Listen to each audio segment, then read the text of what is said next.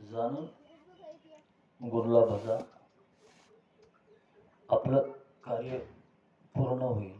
जाण तेने गुरु भजिजे, तेने कर्त कार्य होईजे. आपल्या जीवनाचं कर्तकार्य चांगलं होण्याकरता जाणून गुरुला भजायचं आहे आणि गुरुमुळे आपलं जीवन कर्तकार्य होते.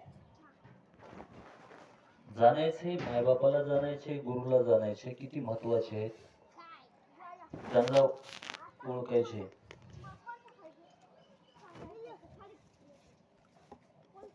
जीवनामध्ये आपल्याला कोण किती भारी आहे हे आपल्याला ओळखायचे आहे.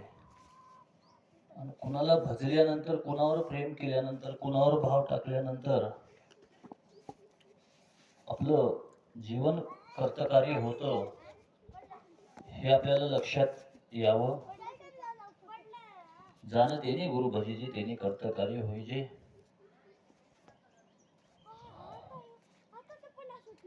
गुरु आपल्यासाठी किती महत्वाचे आहेत हे बी कळालं पाहिजे.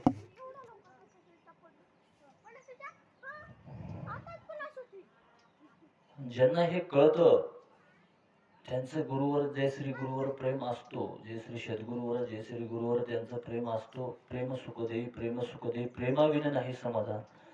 प्रेम सुख देई.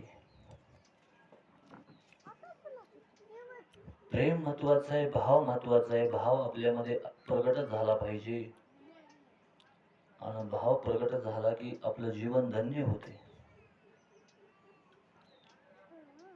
पडे देह भाव पुरे वासना.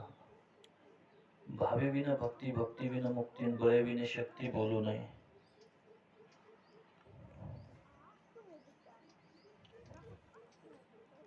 महाराज सांगतात, भाव असेल तर देव आहे. बळे विन शक्ती बोलू नये. भाव बळे आकळे, एरवी ना आकळे. आपलं गुरुवर भाव असायला पाहिजे. परमार्थावर, देवावर भाव असायला पाहिजे. प्रसंग एक असा आहे, गुरु का करायचा? गुरुमुळे आपल्याला ज्ञान प्राप्त होईल, आपलं जीवन धन्य होईल. एक लक्षात घ्या की ज्यावेळेस नारदाला वाटायचं, नारद संत महर्षी, मोठे महाराज, नारद मुनी महाराज मोठे आहेत, आणि ते नारायण नारायण करत, असं ब्रह्मानंद करत कोण्याही नगरीमध्ये ते जात असायचे महाराज महादेवानं. आणि ते नारदाला काय वाटायचं की मी कामाला जिंकले, काम वासना माझ्यापाशी नाही, असं नारदाला वाटायचं. महादेवानं एक भार असा प्रसंग केला महादेवाने की एक सुंदर अशी नगरी तयार केली. आणि ते सुंदर नगरीमध्ये नारदाला तिकडी पाऊल आले नारदांचे. नारद त्या नगरीमध्ये आले. महादेवानं नगरी तयार केली होती. त्या नगरीमध्ये सुंदर अशी स्त्री, एक राजाची मुलगी, स्वयंवर, तिचं लग्नाचा प्रसंग महादेवानं तयार केला. आणि त्या स्वयंवरामध्ये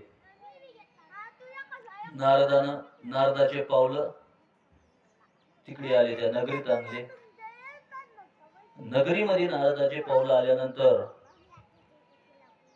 नारदाने बघितलं, नारद महाराज आहेत, मोठे संत, सुंदर अशी मुलगी महादेवानं त्या नगरीमध्ये तयार केलेली आहे. लग्नाचं स्वयंवर म्हणजे अनेक त्या ठिकाणी मुलीसाठी आलेले आहेत.